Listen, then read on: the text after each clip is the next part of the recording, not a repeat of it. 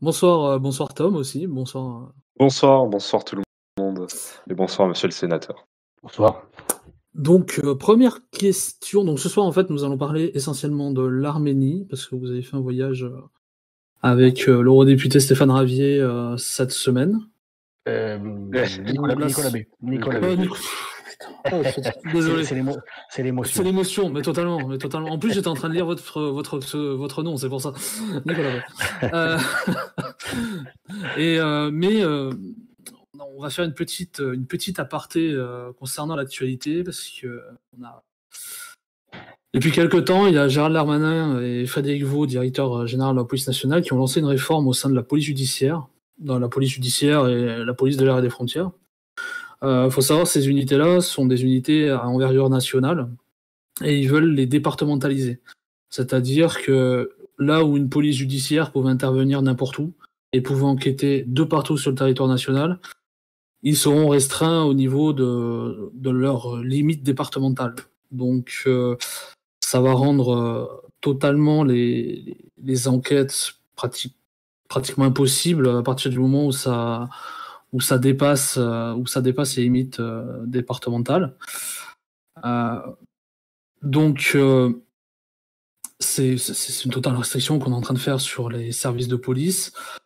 Faut savoir qu'au compte de ce soir, il y a 5 chefs directeurs de police judiciaire qui ont été limogés parce qu'ils s'opposent à cette réforme. Et pourquoi on en parle aujourd'hui? Parce que ce matin, le dernier en date à avoir été limogé, c'est Eric Arella, le patron de la PJ de Marseille. Donc, j'aimerais avoir une petite réaction. Enfin, qu'en pensez-vous de cette situation? Et comment nous, militants de GZ et Reconquête, comment on peut faire pour les aider et pour faire bouger les choses au niveau gouvernemental? Bon, donc le ministre de l'Intérieur, dont le ministère est place Beauvau, on sait aujourd'hui qu'il n'est plus ministre de l'Intérieur, mais le petit soviet de l'Intérieur, et son ministère c'est plus place Beauvau, c'est la place Rouge. C'est la soviétisation. On avait déjà vécu ça avec le Covid et les médecins qui ne rentraient pas dans le rang du discours officiel. Et c'était déjà à Marseille avec le professeur Raoult qui est passé du statut de génie, de référence mondiale dans le domaine qui était le sien, à charlatan et qui a été traîné et qui continue à être traîné dans la boue. Parce qu'il n'a pas souhaité être le doigt sur la couture du discours officiel. C'est la même chose là avec non seulement le directeur de PJ, mais l'ensemble quasiment, la totalité des hommes et des femmes qui composent cette unité, qui refusent cette réforme. Alors la départementalisation, voilà, on retourne dans les années, j'allais dire dans les années 10, mais du 1910, avant la création des brigades du Tigre, hein. Enfin on les a appelées comme ça, de Clémenceau. Évidemment que ça va complexifier l'action des polices judiciaires, parce que la criminalité, elle, surtout la criminalité dont la PJ s'occupe, c'est de la haute criminalité, c'est le trafic de stupes, c'est le grand banditisme. Eh bien, ils ont besoin, cette unité a besoin, ce service a besoin de pouvoir agir sur l'ensemble du territoire et en étant concentré sur cette activité-là. Or, il y a cette départementalisation, donc il n'y a plus de frontières. On nous explique qu'il faut plus de frontières, sauf pour la police. Il y a plus des frontières intérieures. Donc c'est assez rocambolesque. Et en plus, le gouvernement veut mettre les hommes et les femmes de la PJ sur la voie publique. Moi, c'est ce que m'a expliqué Oui, c'est tout à fait ça, oui. Un officier marseillais. Alors, il me dit, moi, c'est pas une question de faire plus de taf, et c'est pas une question d'argent. Moi, il me dit, j'ai 1000 heures sup non payées. Donc, moi, à la limite, je m'en fous qu'ils ne me les payent pas. Mais mon métier, c'est ma vie. C'est pas, je fais pas un boulot, c'est ma passion, comme tous ceux qui sont à la PJ, en règle générale à la police. On rentre pas dans la police comme ça, il faut vraiment avoir quelque chose dans les tripes et au cœur. Et donc là, ils ont une activité vraiment ciblée, en particulier à Marseille, sur le grand banditisme, le trafic de stupes, et qui nécessite vraiment de s'y consacrer parce que ils essaient de démanteler des réseaux. Ils ne se contentent pas, comme le font la police, d'autres services de police, et c'est très bien qu'ils le fassent. Hein. Attention qu'on ne se méprenne pas sur ce que je vais dire, mais parce que c'est toute une chaîne, la police. Et il y a ceux qui sont sur la voie publique et qui font déjà une mission d'investigation et qui arrêtent les choufs, c'est-à-dire les guetteurs, puis les petits vendeurs. Et puis il y a un service qui s'appelle la PJ qui va remonter la filière et qui va prendre tout le temps nécessaire. Ça peut prendre du temps, ça prend du temps pour démanteler les réseaux jusqu'à la tête de réseau qui souvent, d'ailleurs, prend la précaution de ne pas être en France. Bon, donc ils ont besoin vraiment de se consacrer à leur mission et en étant envoyés sur la voie publique, le service est complètement désorganisé et le grand banditisme, le trafic de stupes en particulier et à Marseille plus précisément, auront de beaux jours devant eux. Donc c'est ça qu'ils craignent et c'est ça qu'ils dénoncent, c'est l'impossibilité de travailler avec toutes les conséquences sur le stup en particulier que cela engendrera. Car une fois qu'ils seront sur la voie publique, alors ils feront le taf. Il y aura une mission de sécurisation, mais il y aura plus personne ou trop peu de monde pour remplir la mission qui était la leur. Et lorsque les pouvoirs publics se rendront compte qu'ils ont fait une grosse connerie, eh bien, il sera, je vais dire trop tard, le temps de retrouver l'efficacité, l'organisation nécessaire pour la PJ. Que d'eau, que de mois, que d'années et que de criminalité auront coulé sous les ponts. Parce que là, on a affaire à un ministre et le directeur général de la police nationale qui s'entêtent. Ils ne veulent pas se rendre compte qu'ils se sont trompés parce que, et vous me coupez si je suis trop long ou si je pense pour l'instant être cohérent, mais il y a eu un test grandeur nature qui a été sur l'application de cette réforme dans plusieurs départements. Et il y a eu des remontées et c'est un échec. C'est un échec. Chacun a été c'est unanime, non seulement de la part de la police, mais aussi des magistrats qui, preuve à l'appui, fait à l'appui, concrétude, comme aurait dit Ségolène Royal à l'appui, disent bon voilà, ça marche pas. Votre réforme, elle ne correspond pas aux besoins du terrain.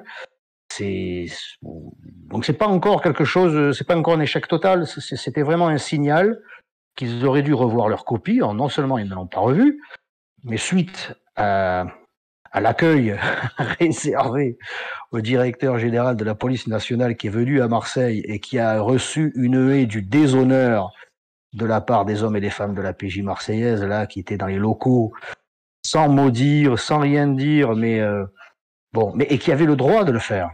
Ils avaient le droit de le faire. Ils n'ont pas enfreint leur devoir de réserve ou quoi que ce soit.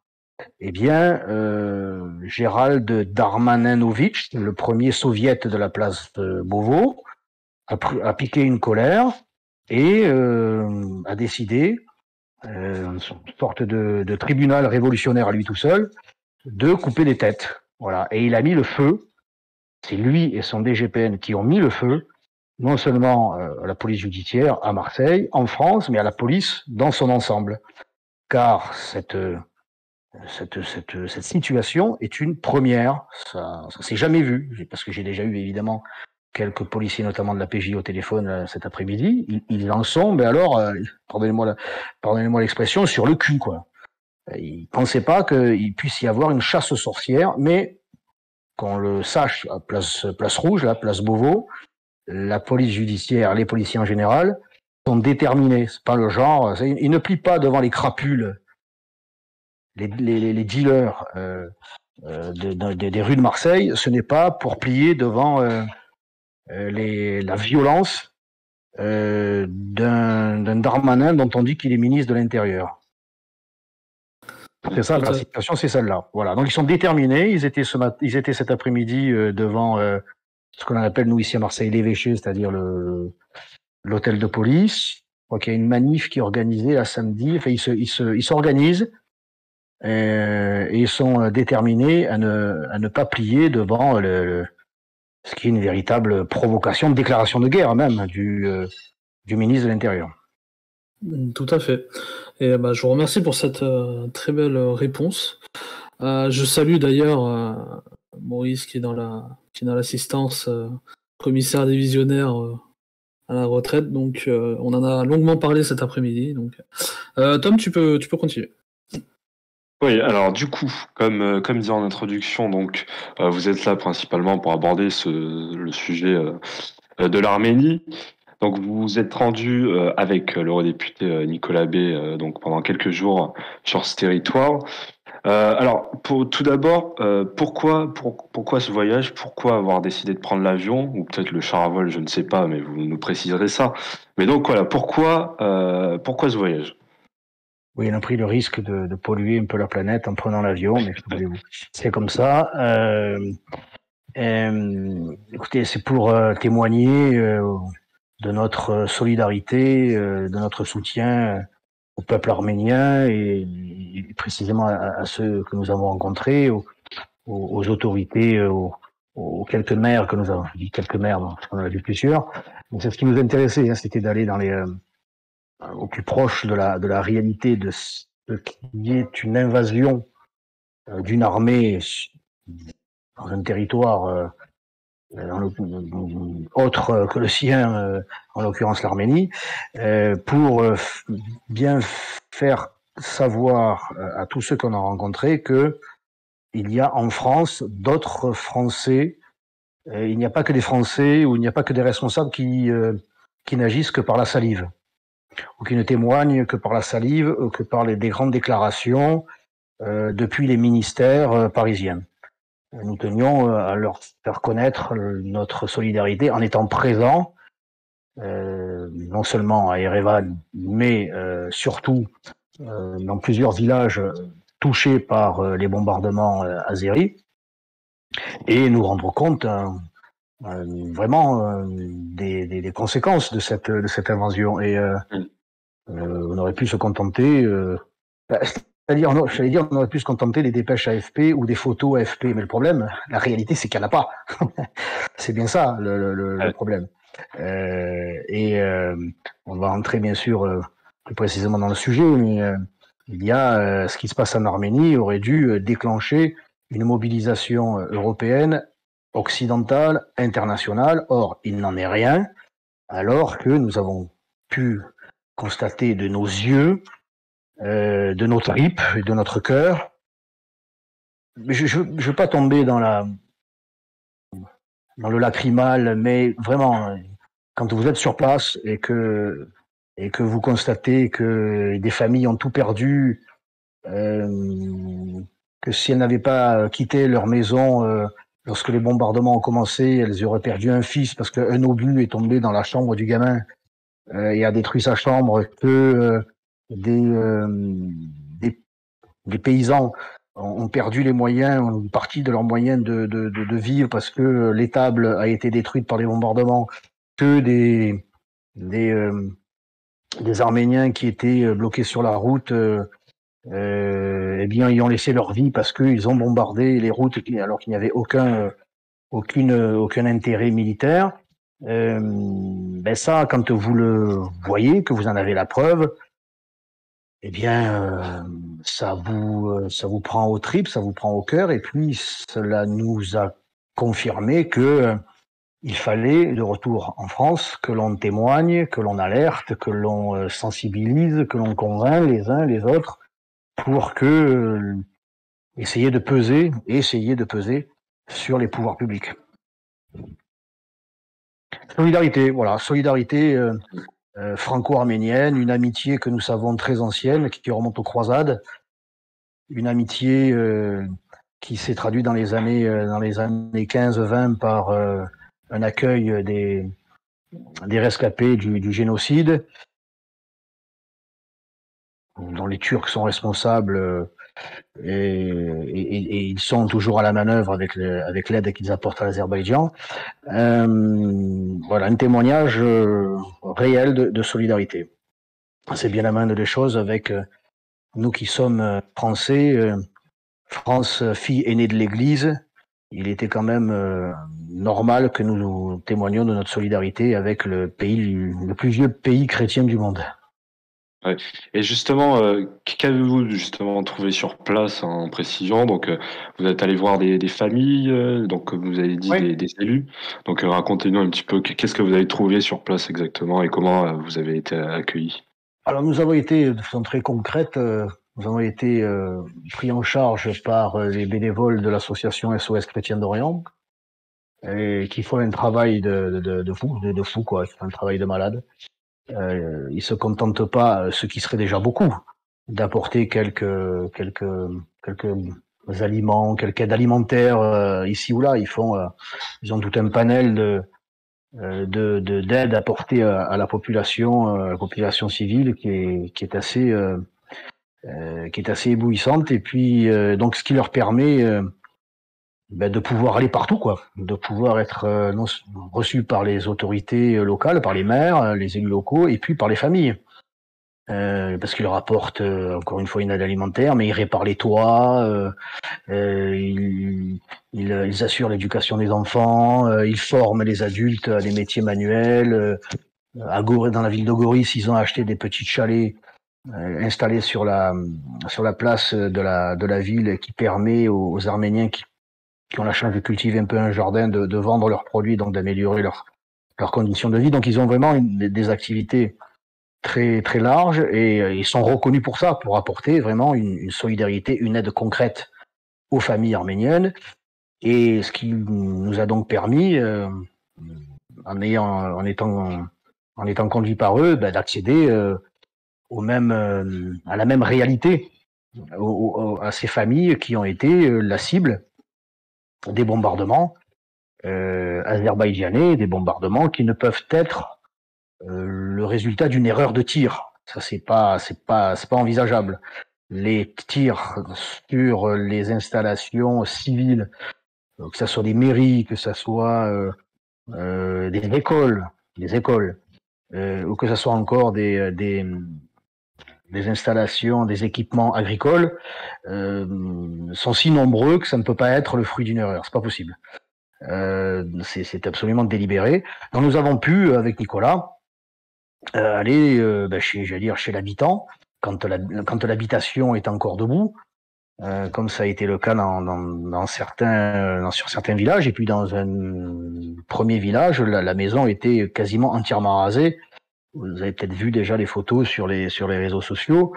Des agriculteurs, il y a aucune caserne autour, il y a aucun équipement, aucun abri militaire. Donc il y a vraiment, de la part de l'Azerbaïdjan, une volonté de procéder à une épuration ethnique, en procédant par la peur, c'est-à-dire de chasser les populations. Et si elles ne partent pas, c'est là le courage arménien, elles réparent et elles restent sur place. Soit donc c'est la peur, soit c'est le stade supérieur, celui de les éliminer physiquement. Donc c'est ce que nous avons pu voir, c'est ce que nous tenions à voir. Nous avons même, on nous a demandé si nous souhaitions nous recueillir, alors que c'était pas au programme, si j'ose dire. Mais une fois dans un village, nous avons appris qu'il y avait une veillée d'un soldat arménien dont le corps avait été rendu, enfin, puisque ça faisait 20 jours qu'il avait été tué par les Azerbaïdjanais. Le corps avait été donc rendu 20 jours plus tard, démembré, et évidemment le cercueil était fermé, recouvert du drapeau arménien, devant lequel 2 soldats arméniens étaient, au garde à vous, rendaient les honneurs. La famille est très proche, penchée sur le cercueil. S'imaginer qu'elles étaient dans une situation de détresse absolue. Une grande salle, à l'intérieur de laquelle il y avait famille et amis. Et avec Nicolas, nous avons pu nous recueillir et rendre hommage à ce combattant qui avait donc laissé la vie. Et quand vous avez devant vous cette image, cette réalité d'un cercueil avec le drapeau national, avec ces soldats en armes, avec cette famille qui est effondrée, ben vous vous dites que la guerre, c'est pas des images sur BFM, quoi, hein, ou sur. C'est pas simplement. C'est pas BHL. C'est pas des. C'est pas des images qui passent à la télé, quoi. C'est pas simplement ça. C'est pas des photos que vous pouvez voir sur les réseaux sociaux. C'est une réalité. C'est du sang qui coule. Ce sont des familles détruites. Ce sont des vies qui disparaissent. Ce sont des enfants qui sont orphelins. Ce sont des enfants qui meurent parce que on est allé le premier jour, on est allé avant d'aller dans les villages, nous sommes rendus au mémorial du génocide et au cimetière d'Erevan, au cimetière militaire. Et quand vous voyez sur la plupart des tombes que ceux qui sont morts au combat, ils avaient 22, 20, 18 ans. Et que moi, j'ai un fils de 28 ans. Bon, ben voilà quoi, c'est la jeunesse arménienne qui est fauchée. Et ça, vous l'avez, c'est là, c'est sous vos yeux. C'est des tombes par centaines, par milliers. C'est des familles qui pleurent là devant vous. Et dans un silence assourdissant de la communauté internationale, de la France, de l'Europe et de la communauté, ou alors dans le blabla, mais dans aucune réaction réelle. L'Azerbaïdjan, l'envahisseur azerbaïdjanais étant jusqu'à présent libre de tout mouvement en Arménie, ce qui constitue un véritable scandale quand on sait comment la communauté internationale s'est mobilisée pour l'Ukraine. Et justement, vous parliez tout à l'heure de la Turquie. Quels sont les pays frontaliers justement qui jouent un rôle dans ce conflit? Et est-ce qu'il y a des pays qui aident concrètement, en dehors du blabla, l'Arménie? Sincèrement, j'en vois pas. Alors, l'Arménie, il faut dire qu'elle a vraiment pas de chance, quoi. Alors, au sud, vous avez l'Iran. Alors, l'Iran, c'est pas le pire, c'est peut-être même le seul, sinon un allié, mais plus ou moins protecteur. C'est pas pour protéger l'Arménie que l'Iran pourrait intervenir, mais c'est pour se protéger soi-même. Vous avez l'Iran au sud, vous avez l'Azerbaïdjan à l'est. À l'ouest, vous avez la Turquie. Et au nord, vous avez la Géorgie. Et au-dessus, vous avez la Russie. La Russie qui n'a pas de frontière directe avec l'Arménie. Mais le problème arménien, c'est que, bon, déjà, il est entouré de gens, entouré de pays qui sont pas franchement des alliés. L'Azerbaïdjan et la Turquie. Le billard à 12 bandes fait que vous avez l'Iran qui est chiite et qui veut pas entendre parler d'une présence sunnite turco-azerbaïdjanaise. Parce qu'on le sait, l'Azerbaïdjan, 11 millions d'habitants, richissime, mais richissime.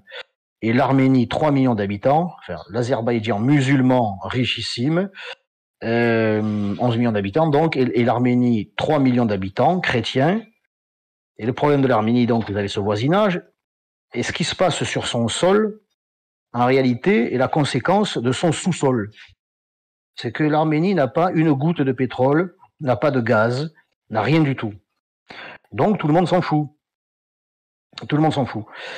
Surtout en cette période où l'Union européenne, pour des raisons, dit-elle, morales, ne voulant plus acheter du gaz à la Russie pour ne pas financer sa guerre en Ukraine, a signé des accords, et ça a été la seule réaction concrète.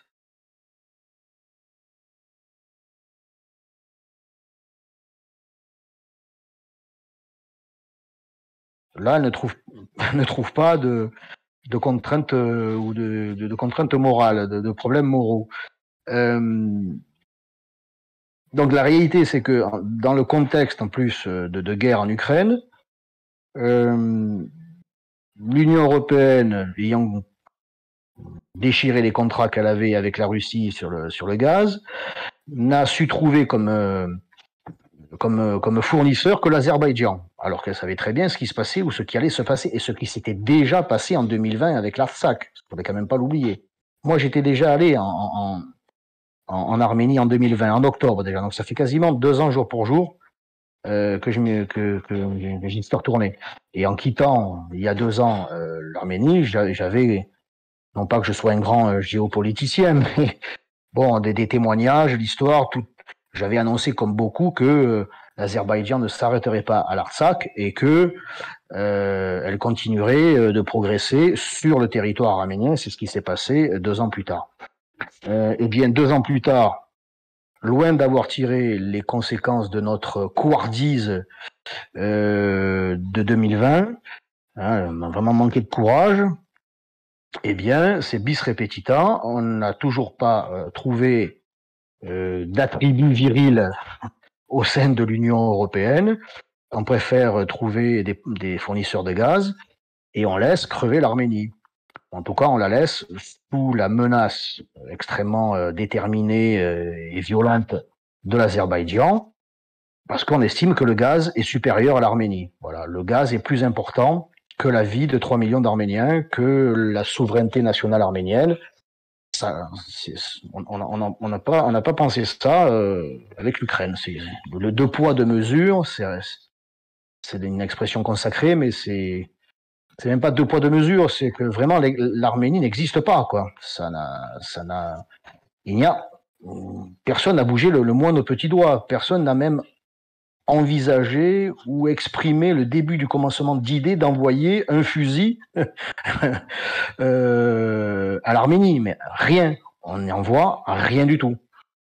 Voilà, personne ne veut se fâcher avec l'Azerbaïdjan parce qu'il paraît qu'on a besoin de son gaz, et on ne peut pas se fâcher avec l'Azerbaïdjan parce que si on se fâche avec l'Azerbaïdjan, on se fâche avec les Turcs, et il ne faut pas se fâcher avec les Turcs parce qu'ils ont aussi la menace migratoire aussi, parce que s'ils ouvrent les vannes, comme ils le menacent d'ailleurs de le faire, ça serait évidemment catastrophique, en plus du reste, en plus de la diaspora turque en Europe.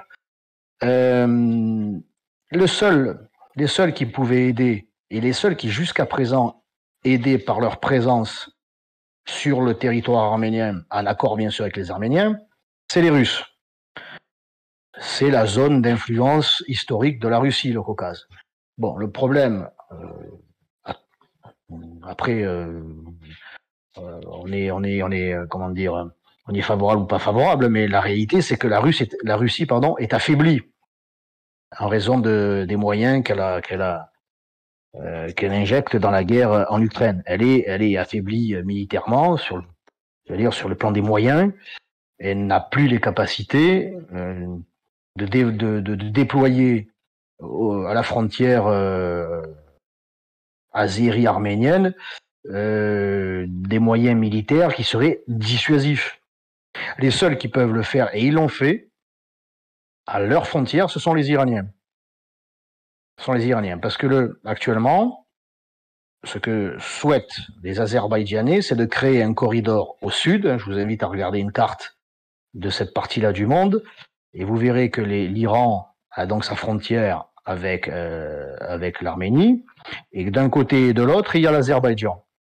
Et donc les Azerbaïdjanais veulent relier la partie est à la partie ouest par un corridor qui longerait les Iraniens. Et les Azerbaïdjanais qui, encore une fois, je le répète, ont le soutien militaire et politique, culturel et cultuel de la Turquie. Et là, les Iraniens voient ça d'un très mauvais œil d'avoir ce corridor à leurs frontières. Donc ils ont déployé quelques milliers d'hommes il y a quelque temps, mais c'est plus pour se protéger eux que pour protéger l'Arménie. Donc encore une fois, ou en résumé, les Arméniens pouvaient compter jusqu'à présent sur les Russes, et ils le peuvent de moins en moins, les Russes faute de moyens. Ils sont entourés par l'Azerbaïdjan, la Turquie, et bon, une Géorgie qui, pour l'instant, je dirais, ne se manifeste pas. Alors ils sont surtout, au-delà de ces pays, entourés par le silence au mieux de l'Europe, car au pire, et nous l'avons déjà vécu, vous avez l'Union européenne, la Commission européenne, mais qui engage finalement tous les gouvernements de l'Union européenne, moralement, à signer des accords gaziers avec l'Azerbaïdjan. C'est-à-dire que si on a signé des accords gaziers, c'est que l'on est les clients de l'Azerbaïdjan. C'est-à-dire que nous finançons, en partie, avec notre argent, la guerre l'agression que mène l'Azerbaïdjan, qu'a commis et que continue de commettre l'Azerbaïdjan envers l'Arménie. C'est-à-dire qu'il y a des Arméniens, la diaspora arménienne, finalement, finance bien malgré elle, et nous, bien malgré nous, la guerre menée par l'Azerbaïdjan. C'est totalement insupportable. C'est ce que disait Van der Leyen à propos de la Russie. On ne peut pas financer la guerre de Poutine en Ukraine. Et là, manifestement, elle trouve tout à fait moral de financer la guerre d'Aliyev en Arménie. C'est moi, c'est tout à fait insupportable. Là. C'est tout à fait insupportable. Tout condamne l'Azerbaïdjan. Alors, on va me trouver manichéen, on va me trouver simpliste, mais c'est la réalité. Voilà, à un moment donné, 1 + 1, ça fait 2, quoi. L'armée azerbaïdjanaise a franchi les frontières reconnues par les instances internationales de l'Arménie. C'est une invasion, c'est une agression. Voilà. Il n'y a pas à chercher midi à 14h. Et quid de la réaction internationale? Rien. Rien de rien. C'est un signal fort envoyé à Aliyev et à Erdogan. Suite au prochain épisode, évidemment, parce qu'on n'en est qu'au début du mauvais feuilleton, au début de la mauvaise série. Et justement, nous, en tout cas, enfin nous, le camp national est justement juste derrière vous. Quels arguments quels arguments vous pouvez poser, que ce soit à la France ou à l'Union européenne, pour s'engager dans ce combat, en tout cas s'engager et parler de ce conflit. Quels arguments vous pouvez poser, des arguments généraux, hein, voilà. Quels arguments vous posez? Ben, le droit international, déjà. Le droit international, il paraît que le droit international s'applique partout. Le droit international reconnaît les frontières de l'Arménie comme étant inviolables. Et c'est ce qu'elle a reconnu à l'Ukraine. Et à partir de là, puisqu'il y a eu l'invasion russe, on a envoyé armes, sans doute quelques hommes. En tout cas, on a envoyé des moyens financiers, militaires. C'est ce dont devrait bénéficier l'Arménie, puisqu'elle est dans la même situation, sauf qu'elle n'a pas les moyens de se défendre, quoi. Voilà, c'est le droit international. Ensuite, c'est se projeter, parce que alors, nous, en tant que nationaux, bon ben voilà, la nation arménienne, par solidarité entre nations, entre nationaux, c'est il y a là un signe ou une preuve de solidarité à apporter à ce peuple ami. J'ose évoquer nos racines chrétiennes communes. Alors, n'attendons pas ça de Macron. Hein, il faut. je ne l'attends pas non plus. Hein. Mais cela devrait être un élément, à mon avis, qui devrait peser dans la balance. Et il y a ces racines chrétiennes franco-arméniennes entremêlées. Il y a une amitié et une présence arménienne ou d'origine arménienne en France, en particulier à Marseille. Des Arméniens qui, moi je le vois à Marseille, sont arrivés dans les années 10, 15, 20, et puis après, dans les années 90, comme on dit, une main devant, une main derrière. Et ils se sont retroussés les manches, ils ont bossé, ils continuent de bosser, ils se sont fondus dans la nation française. Alors, moi j'assiste à des manifestations, je dirais, culturelles arméniennes, et c'est vrai que les Français d'origine arménienne sont des Français qui n'oublient pas. Ils n'oublient pas leurs racines, ils n'oublient pas leur histoire. Quand on a subi un génocide, c'est bien normal. Et s'ils ont un drapeau arménien à la main, dans une main, ils ont toujours le drapeau français dans l'autre. Toujours. Car ils savent être reconnaissants aux pays qui les ont accueillis.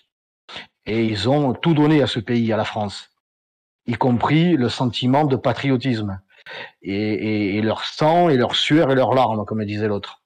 Donc ce sont des rescapés du génocide, des cousins, ce sont des cousins européens, des cousins ou des frères, plutôt là pour le coup, des frères chrétiens, qui ont tant apporté à la France pour ceux qui se sont installés chez nous, la moindre des choses. Et les Français sont très sensibles à ça. Ils sont très sensibles parce qu'ils voient bien que les Français d'origine arménienne ne caillassent pas la police, n'agressent pas les personnes âgées à coups de poing par derrière pour prendre 10 euros dans leur sac, ne vendent pas de drogue, etc., etc. Ce sont des Français qui d'origine arménienne, donc qui se sont encore une fois fondus dans la nation et qui en ont adopté les us, les coutumes et qui en ont accepté les lois. Et c'est pour ça qu'il y a aussi un sentiment parmi la population française de solidarité avec l'Arménie et le peuple arménien. Il n'y a que les gouvernements qui, eux, par intérêt financier et aussi par couardise et peut-être aussi par influence, parce qu'on sait que l'Azerbaïdjan dépense des sommes considérables en lobbying auprès de l'Union européenne et des élus de toute nation qui composent cette union. L'on trouve encore quelques élus, quelques députés ici et là qui, parfois, ne trouvent rien à redire parce qu'ils sont entre les mains bienveillantes de l'Azerbaïdjan. Voilà, c'est ça la réalité. Justement, c'était ma prochaine question. Donc il faut, j'allais dire, il faut se libérer du lobbying azerbaïdjanais et il faut, c'est possible, il est possible sur vos ondes là d'employer des termes ou des images un peu. Alors c'est public, c'est public. C'est public, mais tant pis. Ouais. Il faut que les gouvernements européens, occidentaux, il faut qu'ils leur poussent une paire de couilles. Il faut leur greffer une paire de couilles. Parce que les uns et les autres, ils vont dire oui, c'est vrai que quand même, l'Azerbaïdjan, c'est pas mignon ce qu'ils sont en train de faire. Hein. C'est même assez crapuleux, c'est même assez condamnable, c'est même tout à fait condamnable. Mais vous comprenez Non, je comprends pas, non. Je comprends pas. L'Ukraine, oui, l'Arménie, non, je comprends pas. Donc ils sont vraiment dans une situation de mais comprenez. Erdogan, vous comprenez, Aliyev, vous comprenez le gaz, vous comprenez l'immigration. Ce sont des gens qui n'ont pas le courage. Voilà. Donc il faut retrouver une paire de couilles. Et en règle générale, on la trouve plutôt chez les nationaux, quoi, dans notre famille de pensée. Et je vous ai mis, pour ceux qui sont membres et adhérents, je vous ai mis dans Vocal écrit un petit article traitant de la diplomatie du caviar, justement. C'est le nom qu'on donne à... La diplomatie, pardon ? La diplomatie du caviar. En fait, je disais à nos adhérents que je mettais un article en bas. Et ils découvriront qu'en 2 ans, par exemple, entre 2012 et 2014, l'Azerbaïdjan a dépensé 2,5 milliards d'euros pour acheter des parlementaires. Ça en fait du caviar. Hein. Et de certains pays. Ça fait beaucoup de caviar. Ça fait une belle soirée quand même, parce que je pense que doit y avoir une belle soirée où il n'y a pas que du caviar quand même. Hein. Ouais, je pense. En général, les parlementaires ne mangent pas le caviar tout seuls, quoi. Voilà, ils ont quelques invités avec eux. Oui, voilà. Apparemment, inutile de rentrer dans les détails, mais oui, mais c'est comme ça que ça fonctionne. C'est comme ça que ça fonctionne. Bon, écoutez. Il y a 3 millions d'Arméniens qui vont être victimes en partie de la cupidité, de la comment dire, des folles soirées de certains parlementaires à Bakou. Oui, Bakou, c'est le nom de la capitale. Ça veut pas dire c'est à tarif réduit. Non, c'est à gros coût. Ça coûte. Ça nous paraît beaucoup, 2,5 milliards, mais c'est rien pour l'Azerbaïdjan.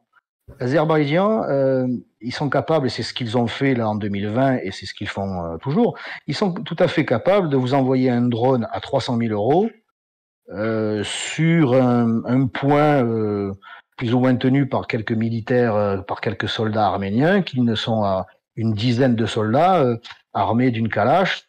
Bon, ils vous balancent un drone à 300 000 balles. Et c'est comme ça, c'est le déséquilibre des forces, tant en hommes qu'en moyens financiers, est considérable.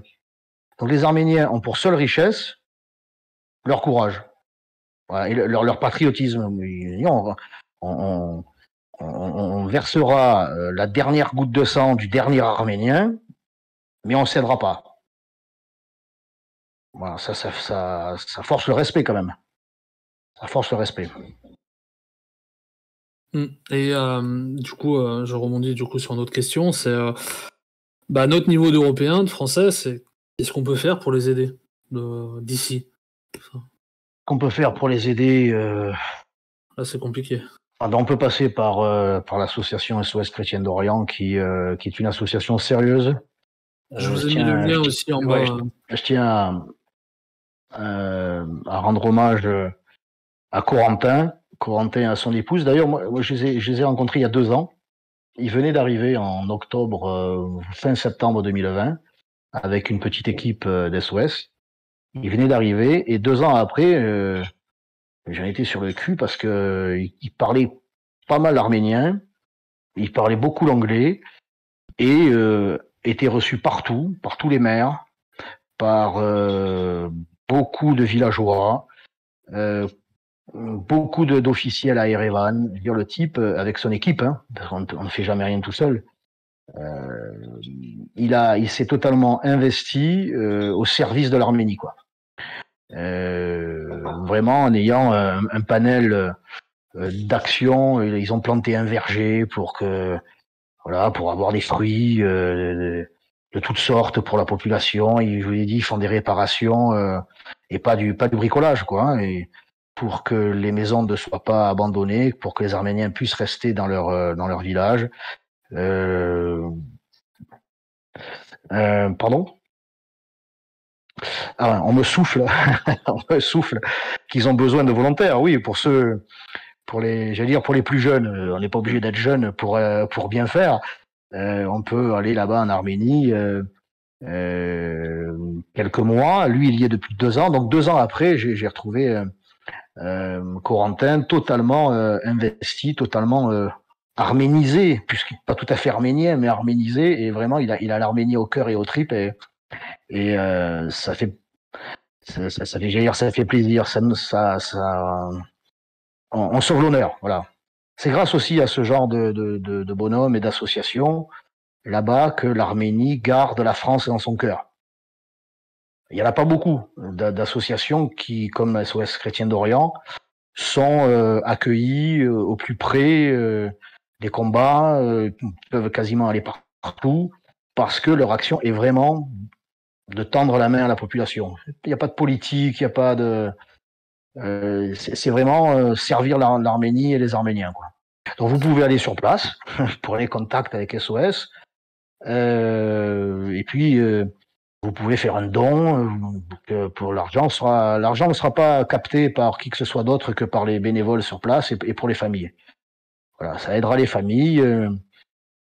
Je sais pas si vous avez quelques calaches dans la cave, peut-être envoyer les calaches. Je plaisante, évidemment. Je vous ai mis les liens dans le vocal écrit, le lien du site. Toute aide est la bienvenue. Voilà. Toute aide est la bienvenue. Ouais, je vous ai mis des colis, des vêtements, parce que je ne vous cache pas que là-bas, c'est un pays à 85% montagneux.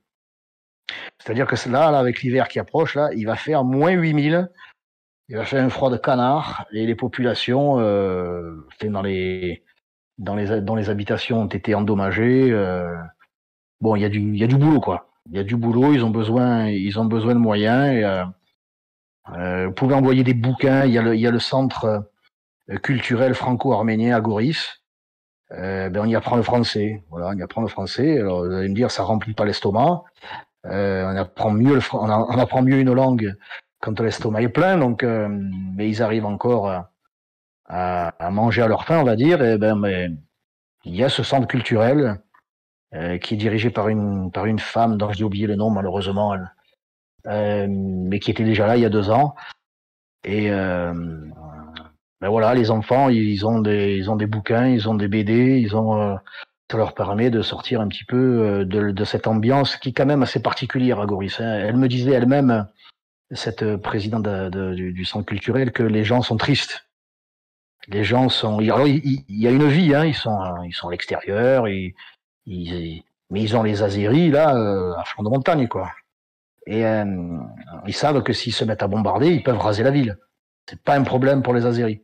Bon, mais ils sont dans la rue, ils essaient d'avoir une vie normale, mais on les sent tristes. On les sent... ils veulent y croire, ils sont déterminés, mais ils savent que les moyens sont disproportionnés et que du jour au lendemain, ils peuvent être rayés de la carte. Alors que les enfants puissent continuer à bénéficier d'une activité culturelle, et les adultes aussi. Écoutez, ça sera déjà une aide, quoi. SOS Chrétien d'Orient, c'est une maison sérieuse. Oui, oui. Et si vous voulez aller sur place, ils vous enverront sur place. Demandez Corentin. Justement, en parlant d'envoyer sur place, on a quelques questions là des adhérents. Il y a Louis, par exemple, qui demande si la France... Après, excusez-moi, je termine. Oui, pardon. Vous pouvez aussi, un petit peu comme l'a fait dans un autre domaine, oui et non, là. Reconquête qui a lancé, pardonnez-moi, je fais un peu de pub, qui avait lancé une mobilisation pour dénoncer l'organisation d'une réunion d'une association islamique, je sais plus dans quelle ville, à Château-Chinon, un truc comme ça. Donc il y a une mobilisation, comme dirait la gauche, citoyenne. Coup de téléphone à la mairie pour se plaindre, en étant tout à fait poli, bien sûr, mais pour faire savoir que c'était inacceptable qu'il y ait chez nous, là, sinon en France, une organisation islamiste qui puisse tenir le crachoir. Bon, ben, ça a été annulé.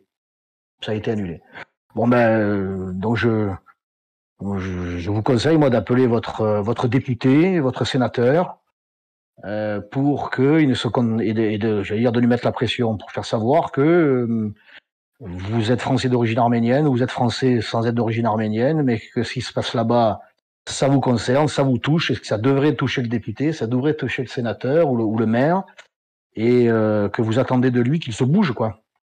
Que vous attendez de lui la même solidarité qu'il y a en Ukraine pour ce peuple ami, pour ce peuple frère. Voilà, bougez les. Ça peut vous paraître dérisoire, mais si on se manifeste pas, ils vont se dire bon, mais tout le monde s'en fout. Je vais pas gagner une voix avec ça. Faites-leur savoir que s'ils se bougent pas, ils vont en perdre des voix, parce qu'il y a que ça qui marche avec eux. Hein. Ils ne marchent qu'au carburant électoral. Voilà, vous pouvez manifester auprès des médias aussi, manifestez-vous, envoyez des mails aux rédactions de vos quotidiens locaux pour leur dire que c'est quand même, j'ai failli oublier d'en parler, le silence médiatique. C'est insupportable. C'est insupportable. Les crimes de guerre qu'on a vu passer sur les réseaux sociaux où l'on voit les soldats azéris exécutés sans aucune autre forme de procès et les prisonniers arméniens, ça aurait dû faire la une de tous les journaux.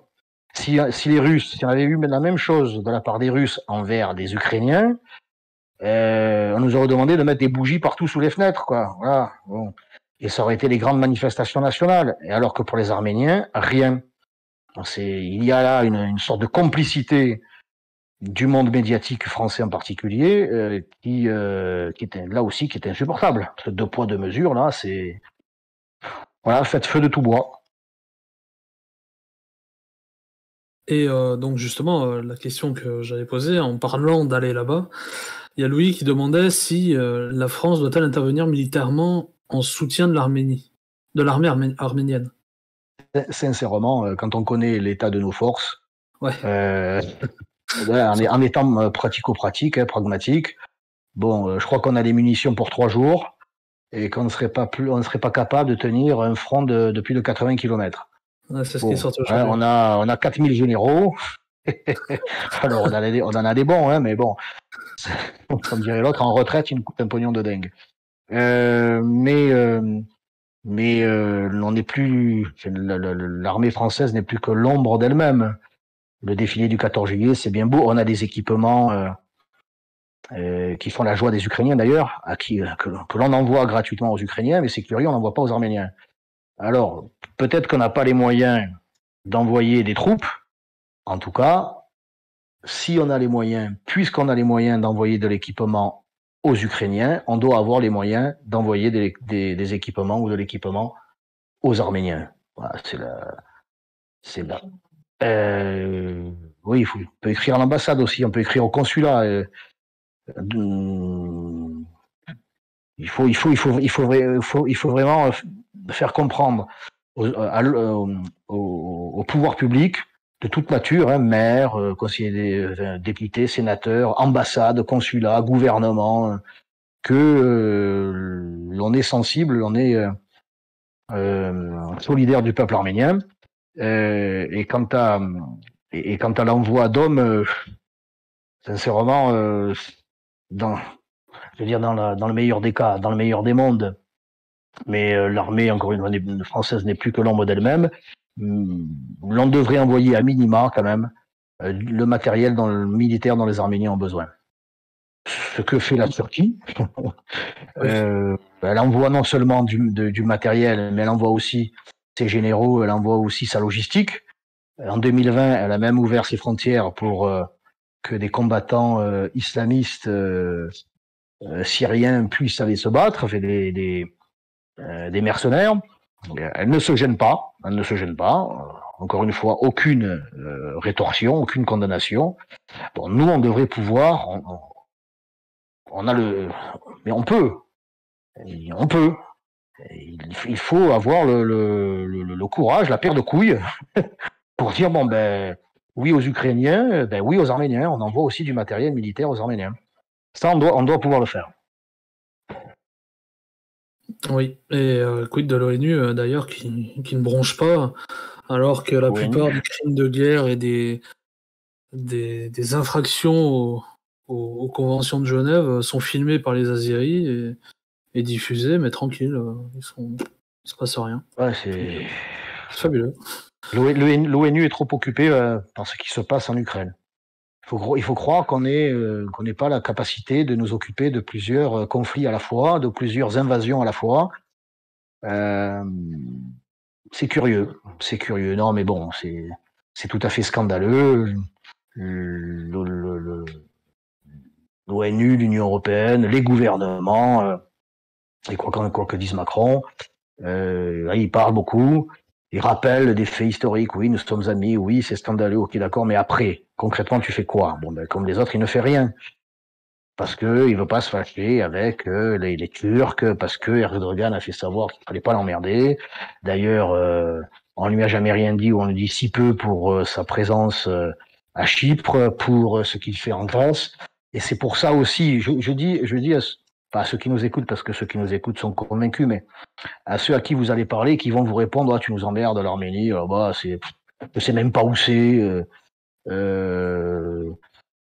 m'intéresse pas, ça me concerne pas. Il faut leur faire savoir que ça va les concerner, puisqu'ils sont dans une réflexion, ou une absence de réflexion, mais dans une démarche égoïste, que l'Arménie, quand l'Azerbaïdjan et la Turquie en auront fini avec l'Arménie, ce sera au suivant. Et ils ont déjà commencé du côté ouest.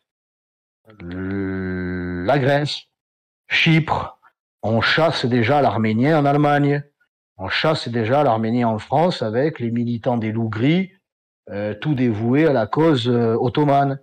Et c'est déjà là. Alors, c'est pas encore un conflit armé, mais c'est déjà là. Il y a déjà des mouvements de la diaspora turque qui chassent l'arménien et qui chasseront les églises arméniennes et qui chasseront les églises tout court.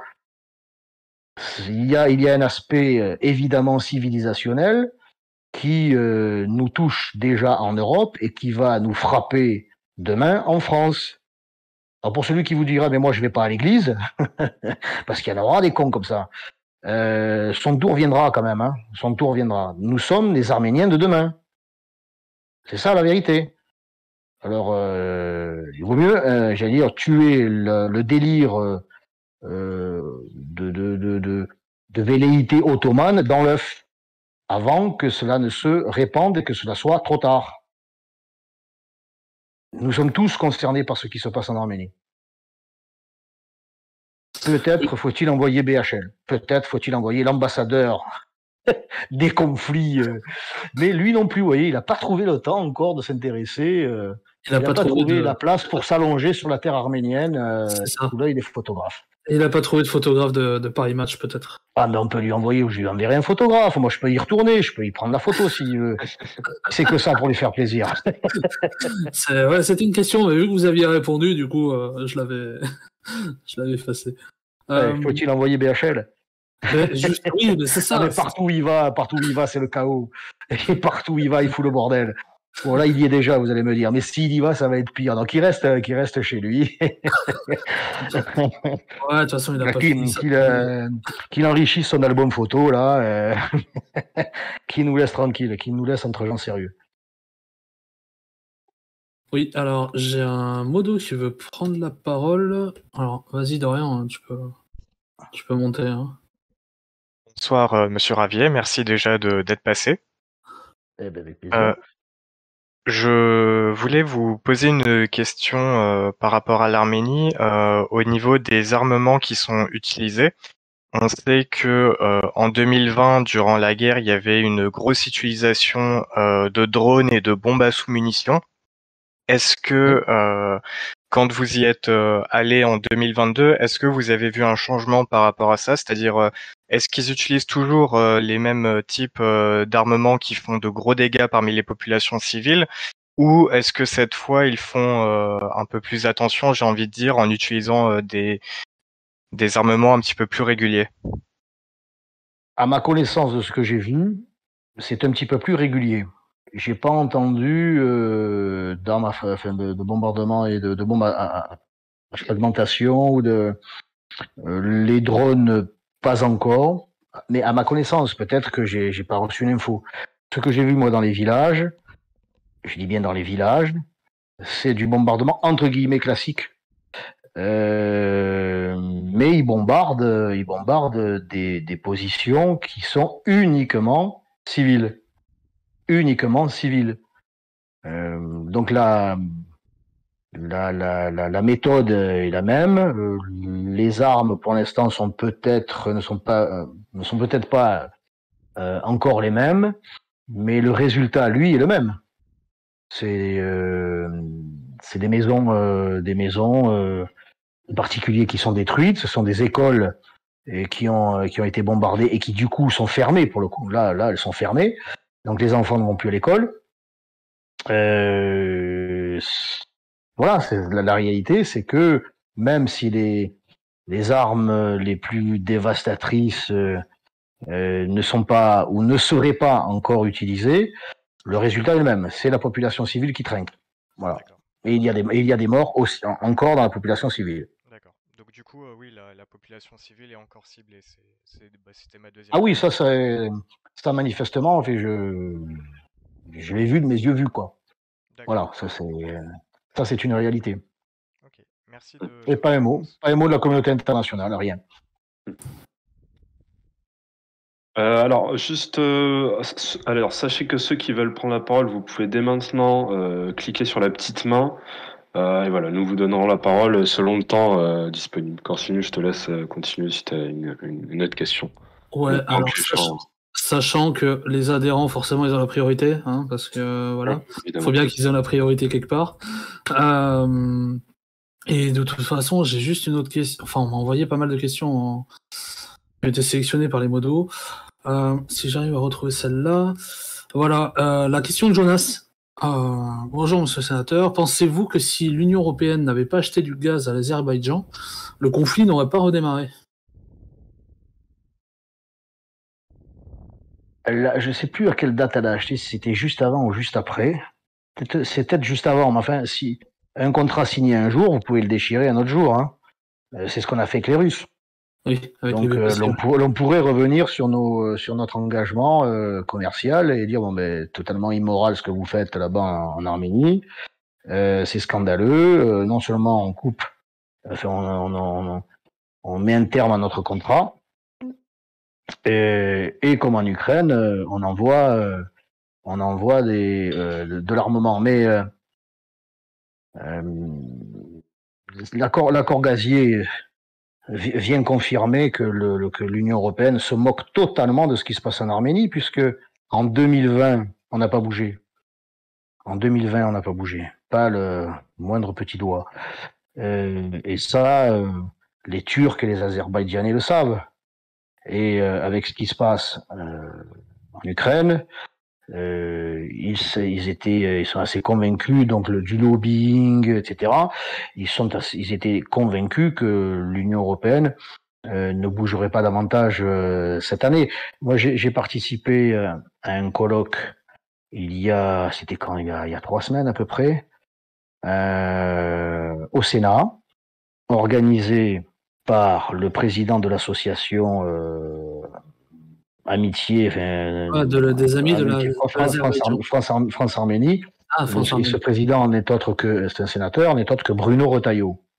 Bruno Retailleau, c'est le patron du groupe LR au Sénat, qui est candidat, je crois, pour reprendre les Républicains. Ah. Bon, donc il a organisé cette soirée. Il y avait le représentant de l'Artsakh, il y avait l'ambassadrice d'Arménie en France, il y avait Monseigneur Golnisch, il y avait François-Xavier Bellamy, il y avait un peu quelques pontes là. Bon, ben l'ami Retailleau, il est bien gentil, mais enfin, j'allais dire, il a fait preuve d'un grand courage dans la sincérité, dans la salive, dans la vérité, parce qu'il a dit, bon, écoutez, on n'a pas été courageux en 2020, je vous la fais courte pour une fois, et il nous dit, on ne sera pas plus courageux en 2022. Voilà, il a parfaitement conscience que les gouvernements européens en particulier, et puis plus largement américains, ce que vous voulez, ne bougeront pas le petit doigt pour l'Arménie. Il en est convaincu, il le dit comme ça, il n'y a pas de presse, mais bon, il savait très bien que ce qu'il allait dire pouvait être diffusé, et c'est ce que je fais ce soir. Moi, il faut pas me confier un secret, je ne sais pas les garder. Hein. Et donc, je dis ça, les Turcs et les Azerbaïdjanais le savent. Ils le savent.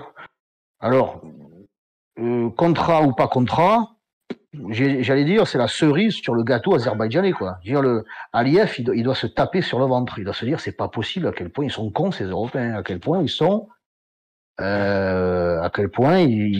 ils sont dans la soumission, quoi. Dans la soumission. Dans le recul permanent pour éviter le conflit. Le conflit, on l'a. Il a commencé le conflit. Je crois qu'ils ne doivent pas... Ils doivent se dire, mais mon Dieu, que ces Européens, ce qu'ils étaient, ce qu'ils sont devenus. Pratiquant l'aplaventrisme à tous les niveaux, quoi. Donc, je crois pas que si l'accord gazier n'avait pas été conclu, c'est le pourboire, quoi. Parce que j'allais dire, les Azerbaïdjanais n'ont pas besoin de ça pour être richissimes. Hein. Ils le seront un peu plus, voilà. Mais ils auraient attaqué quand même, à mon avis. Très bien. Donc, on a une question d'Océane, qui est une des adhérentes Reconquête. Donc, on vous donne la parole, Océane. Bonjour, j'espère que vous m'entendez bien. Bonsoir. Bonjour, je vous entends bien. Bonsoir, déjà, merci, Monsieur Ravier, pour être présent. J'ai une question qui se décline en 2 temps. D'abord, ce serait savoir, on va dire, parce que du coup, on est informé par les médias d'une mission organisée par l'Union européenne qui va se passer au niveau de la frontière arménienne azerbaïdjanaise. Et je pourrais savoir concrètement l'intérêt qu'a l'Union européenne à faire cette mission, d'après vous. Je sais pas, aller prendre l'air un peu, prendre 2-3 clichés pour les réseaux sociaux et dire voilà, on y est allé, mon Dieu, oh là là, c'est pas beau ce qui se passe là-bas. C'est bon, elle est bonne, coupée, c'est dans la boîte. Allez, on la fout sur les réseaux, c'est magnifique. Qu'est-ce que vous voulez qu'on obtienne de déplacement de quelques gugus de l'Union, de la Commission européenne? Ils le savent parfaitement, ce qui se passe. Ils n'ont pas besoin d'y aller, ils le savent.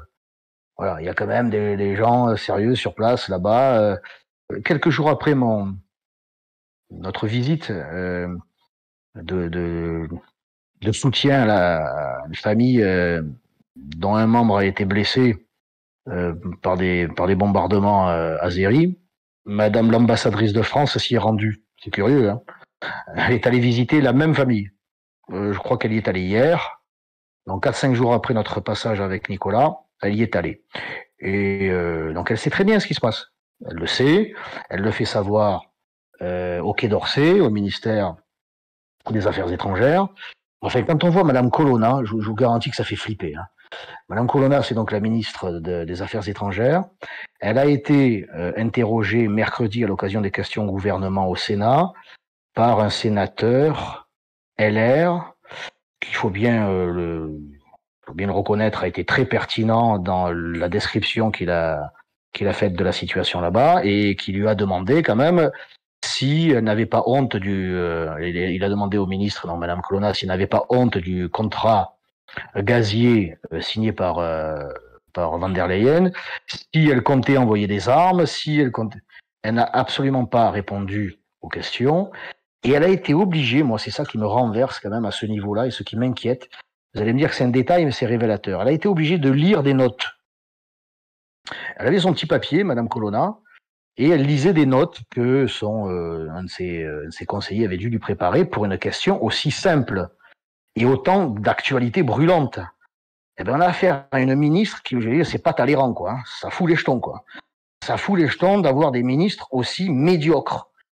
Et là encore, Aliyev et Erdogan doivent regarder ça et doivent se dire, mais c'est tout ce que l'Union européenne, et en particulier la France, produit comme élite désormais. C'est très alarmant, très inquiétant, la médiocrité de nos ministres. C'est vraiment très flippant. Donc, les illustres inconnus qui vont se rendre à la frontière, bon, ben ils verront que on leur dira, parce qu'on les voit pas vraiment, évidemment, les soldats azéris. Et on leur dira, ben voyez, les Azéris, ils sont là, c'est-à-dire qu'ils ont franchi sur 2, 3, 5, 10 kilomètres la frontière qui les séparait de l'Arménie. Ils sont maintenant en Arménie. Ils diront, ah ok, d'accord. Ben c'est pas bien, hein. Ouais, c'est pas bien. Bon, ben c'est bon, au revoir. C'est tout ce qu'ils feront. C'est tout ce qu'ils feront. Oui, c'est juste. C'est une campagne médiatique, c'est un déplacement médiatique, c'est pour faire croire qu'ils s'y intéressent. Mais ils vont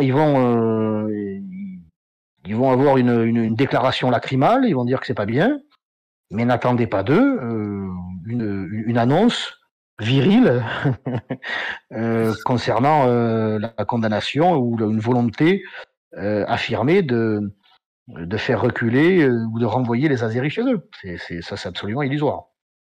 Ouais, et du coup, ça pousse à se questionner aussi sur la question préférentielle. Justement, comme vous l'avez souligné, l'Ukraine est beaucoup plus mise en avant que l'Arménie. Et hormis peut-être le gaz qui est dans l'équation, on va dire qu'il y a le côté, on va dire, densité populationnelle. L'Arménie est plus petite que l'Ukraine. Non, mais c'est 3 millions d'habitants. C'est rien du tout, 3 millions d'habitants. C'est des chrétiens, oui, bon, ça se compte plus. Ils s'en foutent complètement. Et encore une fois, il y a rien dans le sous-sol. S'il y avait eu la même richesse gazière dans le sous-sol arménien, je vous garantis que là, ça n'aurait pas été la même chanson, quoi.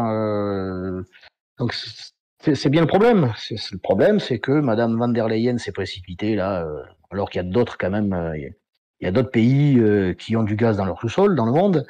Eh bien, s'est précipitée parce qu'elle ne doit même pas savoir que ça existe, l'Arménie. L'Arménie, combien de barils de pétrole? Staline disait, le Vatican, combien de divisions? Bon, ben là, c'est Van der Leyen et l'Arménie, combien de barils de pétrole? Rien, zéro. Combien de gazoducs? Pas de gazoducs, bon. 3 millions d'habitants, ouais, d'accord. Oui, donc du coup, comme la France... c'est terriblement, je veux dire, matérialiste. Mais on a affaire, Madame Van der Leyen, on sent bien que c'est un pur produit de de l'européisme. Je ne lui conteste pas le fait d'exister. C'est une femme, je ne sais pas si elle est mariée, si elle a des enfants, mais quand vous l'écoutez, quand vous l'observez, on vous dirait que c'est un robot finalement, il y a aucune, comment dire, il y a aucun sentiment, il y a il y a rien qui vibre en elle. Elle va vous parler d'une catastrophe comme elle va vous parler, je sais pas moi, de la naissance de son petit-fils sur le même ton. C'est un robot, c'est un logiciel, Madame Van der Leyen. Alors que nous les nationaux, les patriotes, on parle avec notre cœur, avec nos tripes. On va voir les gens qui souffrent et ça nous fait souffrir. Moi, j'avais face à moi je crois que c'était la fille de ce blessé qui a un petit bébé de 7 mois. Moi, j'ai une fille et j'ai le bonheur d'être un papa malgré mon âge, de 8 mois. Quand j'ai vu cette petite fille, j'ai pensé à la mienne. Oui, j'ai pensé à la mienne. Et d'ailleurs, la petite fille, je lui ai montré la photo de la mienne. La mère Van der Leyen, vous l'envoyez là-bas, elle s'en contrefou. D'ailleurs, il n'y va pas.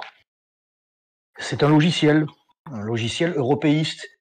Il y a rien, voilà, c'est le mot que je cherchais. Il n'y a rien de charnel en elle. Il n'y a rien qui la rattache sur le plan charnel au peuple arménien, mais au peuple en général.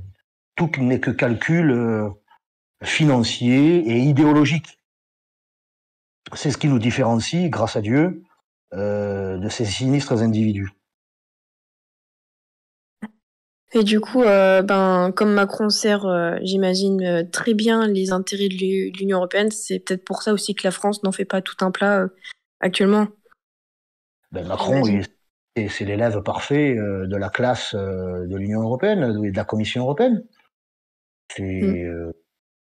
C'est le parfait petit télégraphiste de Bruxelles, quoi. Voilà. Ouais, merci Océane. On n'attendait rien de lui. Hein. Il fait des beaux discours, hein, mais ça va pas plus loin, quoi. Très bien, merci beaucoup. Je vous en prie, Océane. Alors ensuite,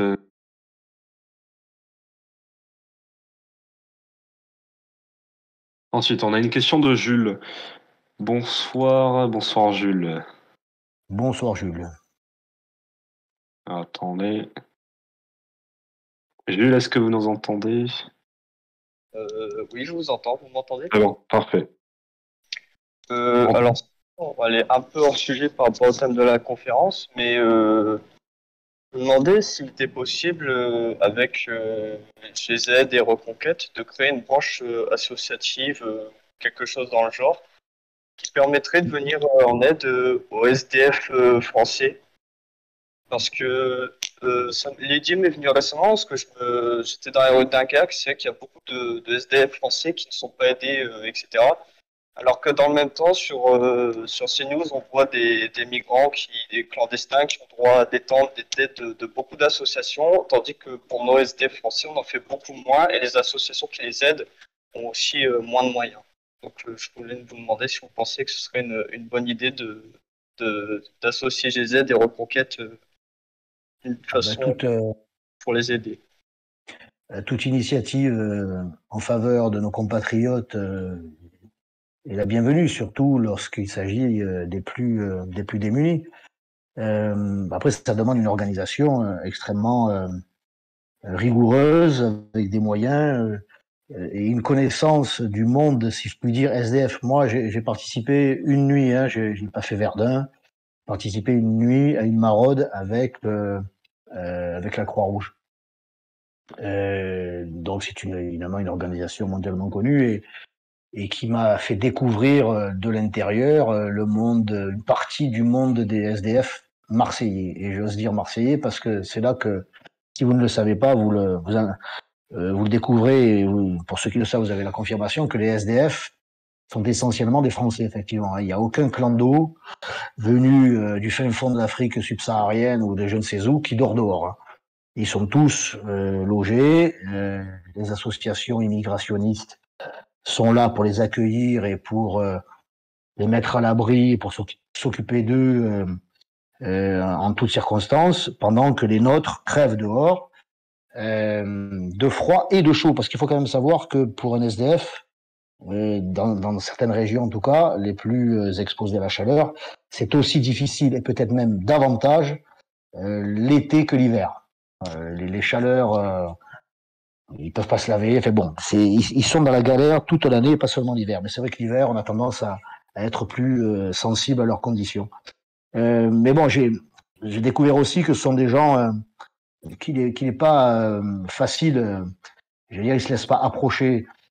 Il faut nouer des liens de confiance. Il faut savoir les approcher, il faut savoir les écouter, il faut savoir leur dire prononcer les bons mots pour pouvoir gagner leur confiance, parce qu'ils ont perdu toute confiance justement à la société, à leur pays, à leurs compatriotes.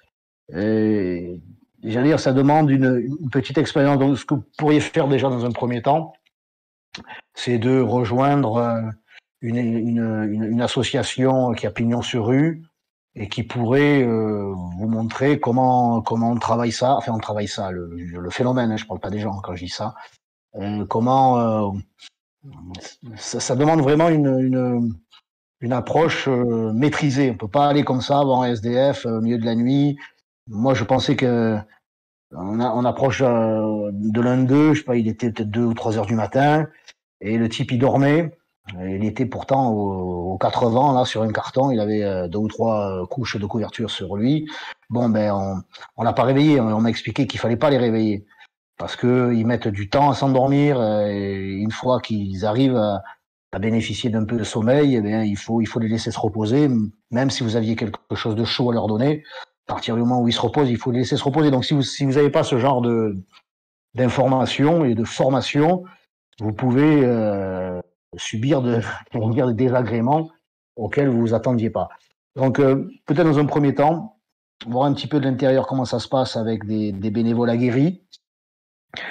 Ça vous permettra de constater qu'il vous faut de l'équipement, qu'il faut une bagnole, qu'il faut un local pour stocker de la bouffe. Alors là, la nourriture, c'est encore plus compliqué parce que évidemment, ça a une durée de vie. Alors si c'est que pour les vêtements, il faut ça. Non, il faut vraiment prendre en amont toute la connaissance de la réalité de ces pauvres gens et de l'environnement. Et prendre ensuite prendre conscience que ça va vous demander beaucoup de moyens et beaucoup de temps, parce que si c'est pour y aller 3-4 fois et ensuite ne plus avoir le temps, ils se sentiront d'autant plus abandonnés, quoi. Voilà, donc en fait, j'allais dire entre guillemets, hein, pardonnez-moi le terme, on a fait une sorte de stage avec des gens qui sont sur le terrain en permanence, ou en tout cas des associations qui sont en permanence pour bien prendre conscience de l'ampleur de la tâche à mener. Et puis ensuite, si vous avez les moyens, c'est pas moi qui vais vous empêcher, c'est pas moi qui vais vous dire de ne pas les faire. Hein. Ça sera tout à votre honneur. Et la solidarité des Français envers les Français, bien sûr que cela devrait être notre préoccupation première. Bonne chance en tout cas. Et bravo à vous. Bravo à vous si vous investissez dans cette action. Bravo. Ouais. Merci à toi Jules.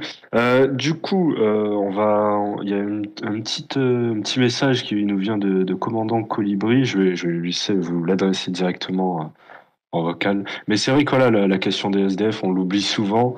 Enfin, on l'oublie. En tout cas, les Français d'abord, c'est un de nos termes. Hein. Mais c'est vrai qu'on a tendance à oublier qu'il y a plein d'SDF malheureusement qui sont français, parfois des Français de souche, et qui sont dans la rue, hélas. C'est vrai. Alors, commandant Colibri. Alors, il arrive. Bonsoir, commandant Colibri. Bonsoir. On t'écoute. Je précise que commandant, c'est juste un grade Discord. Hein, je précise. Mes respects, monsieur le sénateur. Donc, c'est un message. C'est un message de la part d'Aurélie Laroussi, la présidente des femmes des forces de l'ordre en colère. Donc elle n'est pas là elle-même parce qu'elle est auprès de la PJ marseillaise, donc c'est pour doubler avec le début de l'émission. Elle me demande de vous transmettre ses salutations car elle a été très touchée lorsque vous l'avez téléphoné un dimanche quand elle a reçu des menaces de mort suite à un article dans Street Press. Donc elle vous salue bien et elle vous remercie. Alors elle aurait aimé être là, mais comme je vous ai dit, elle est auprès de la PJ marseillaise puisqu'ils ont déposé les armes à 19h. Donc c'est tout frais quoi. Ouais. Ah non, mais Darmanin a mis le feu. Il a mis le feu, c'est un pyromane. Et donc il a mobilisé toutes les associations indirectement, puisque la police n'a plus confiance en ses syndicats, semble-t-il. Je te confirme. Voilà. Je te confirme. Ouais. Tu passeras aussi mes salutations très sincères à Aurélie de ma part. Oui. Bien évidemment. On la salue et on lui souhaite bon courage, mais je sais qu'elle en a. Oui. Merci à toi, Colibri. Donc du coup, on va conclure. Mais avant ça, une dernière question. On sait que si je me trompe pas, samedi prochain, vous allez lancer quelque chose. Et cette quelque chose, c'est un mouvement. Est-ce que vous pouvez nous parler, donc peut-être en avant-première, un petit peu de ce que va consister donc ce mouvement qui s'appelle Marseille d'abord? Alors, ça sera pas samedi, mais ça sera vendredi, Voilà. vendredi 21 octobre à 19h pour les Marseillais ou les autres, s'ils veulent venir. Évidemment qu'un Français est partout chez lui en France. Et Marseille, quoi qu'on en dise, est en France.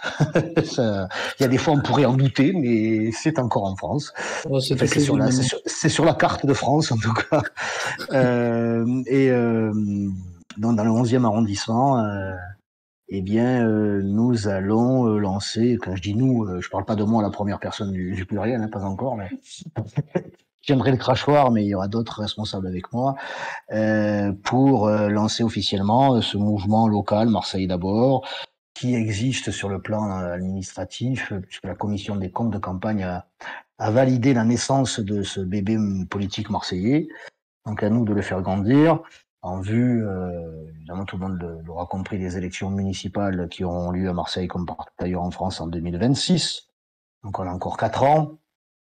Et pour faire simple, je dirais que c'est un mouvement qui s'inscrit dans la même logique que Reconquête, qui souhaite fédérer, rassembler les Marseillais de sensibilité de droite. Et ils sont nombreux. En réalité, nous sommes majoritaires à Marseille, et si nous subissons depuis 2 ans maintenant une municipalité de gauche, d'extrême gauche, d'extrême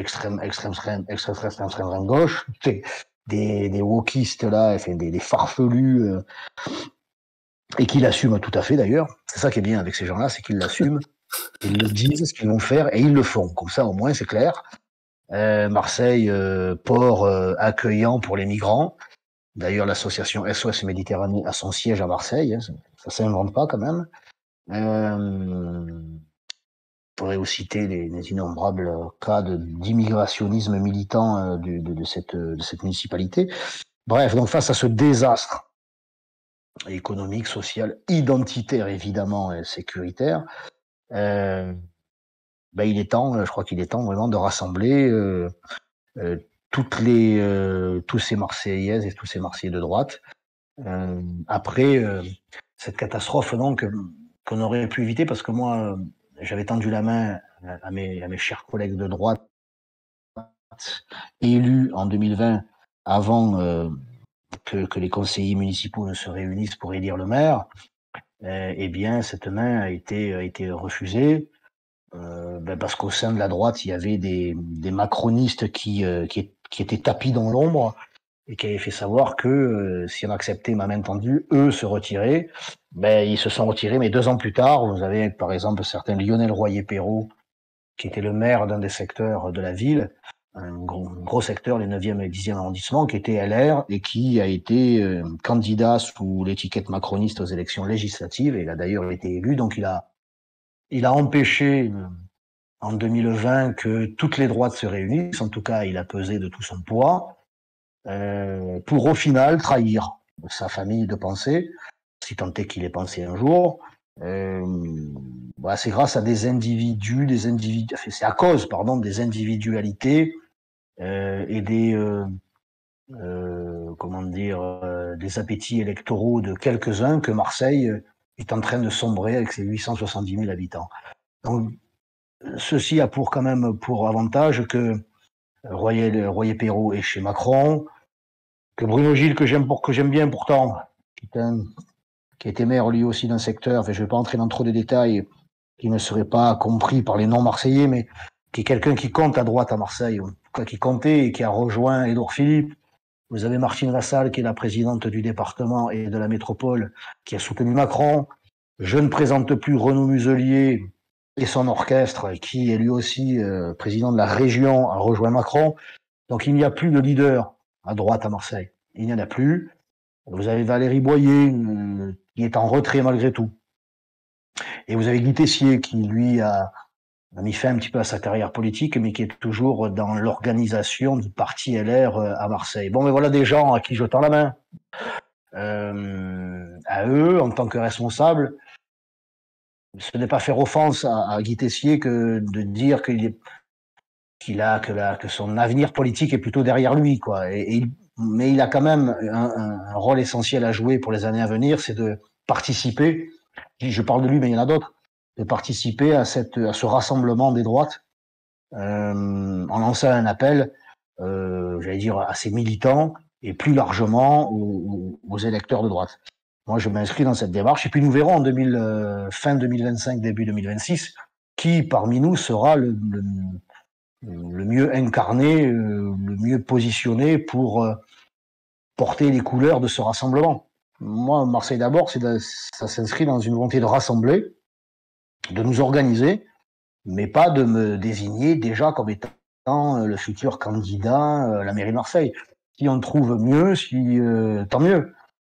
Et je m'y plierai. Mon but avec ce mouvement, qui n'est donc pas, j'allais dire, national, qui n'est pas parisien, c'est de permettre aux Marseillais de décider pour Marseille.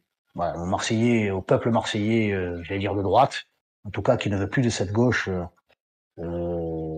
wokiste, immigrationniste, bref. Aux Marseillais qui aiment Marseille, voilà. Aux Marseillais qui aiment Marseille, Marseille, marseillaise, provençale, française et ses racines chrétiennes. Alors, tout ça, ça fait du monde encore. Ils sont pas tous partis. Eh bien, rassemblons-nous. On peut avoir des divergences sur certains points, mais je suis certain, pour en connaître beaucoup d'élus, des élus que vous ne connaissez pas, des conseillers municipaux, même départementaux, et ils pensent comme moi, parce qu'ils s'appuient sur le bon sens, sur la réalité du terrain marseillais, mais ils sont encore prisonniers de leur état-major. Voilà, ils sont encore prisonniers de leur état-major parisien. Et moi, je leur dis, allez, on s'en fout de l'état-major parisien. Retrouvons-nous entre Marseillais pour que vive Marseille. Voilà, c'est la démarche qui est la mienne et ça sera officiellement, publiquement lancé le 21 octobre, vendredi à 19h, au golf de la Salette dans le 11e arrondissement. Bah, écoutez, très bien. Juste pour conclure, Corsini, je te laisse. Oui, de toute façon, on relaiera tous les posts et tout comme d'habitude, hein, on les relaiera ici. Moi, j'ai une dernière petite question. C'est donc là, on a été jusqu'à 250, 260 là. Qu'avez-vous à dire aux militants de Génération Z et de Reconquête qui vous écoutent? Patience, mère des vertus. Patience, mère des vertus. Patience, persévérance. Je sais que beaucoup ont été déçus, et nous l'avons tous été, des résultats obtenus par Éric à l'occasion des élections présidentielles, et que la déception n'a pas été moindre à l'occasion des élections législatives. Mais la vie politique est ainsi faite, comme la vie tout court d'ailleurs, hein. Elle est faite de haut, de bas, elle est faite de prévisions qui ne se concrétisent pas. Je les invite à voir le verre, je dirais pas à moitié plein, mais au tiers plein. En 8 mois, faire 7,5%, bien sûr, nous espérions faire au moins le double, mais 7,5% aux élections présidentielles en 8 mois d'existence, avec il a fallu faire une campagne présidentielle, il a fallu créer un parti, il a fallu ensuite, en 2 mois, présenter 550 candidats aux élections législatives, réunir encore plus d'1 million de voix. Je dis que c'est un bon début. On aurait aimé que ça soit bien meilleur, on est d'accord. Mais le scénario de tout gagner d'un coup, c'était un pari fou. Bon, on a cru à un moment donné que les Français allaient se réveiller soudainement et qu'ils allaient basculer vers le côté tricolore de la force. Eh bien, ils ne l'ont pas fait encore. La campagne a d'ailleurs été complètement,